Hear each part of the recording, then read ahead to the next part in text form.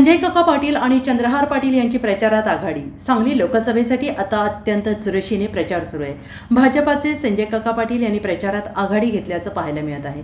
पुढील 6 दिवस संजय काका पाटील यांच्या प्रचारानिमित्त राज्यासह देशातल्या दिग्गज नेत्यांच्या सभांचा धडाका पार पडणार आहे। त्याबरोबरच महाविकास आघाडीतील ठाकरे गटाचे उमेदवार चंद्रहार पाटील यांनी देखील प्रचारक आघाडी घेतल्याचं पाहायला मिळते। चंद्रहार पाटीलांच्या प्रचारासाठी देखील महाविकास आघाडीच्या नेत्यांच्या सभा पार पडणार आहेत। शरद पवार, उद्धव ठाकरे यांच्यासह काँग्रेस नेते सभा घेणार आहेत। दुसऱ्या बाजूला काँग्रेस बंडखोर उमेदवार विशाल पाटील यांचा देखील धडाक्यात प्रचार सुरू आहे।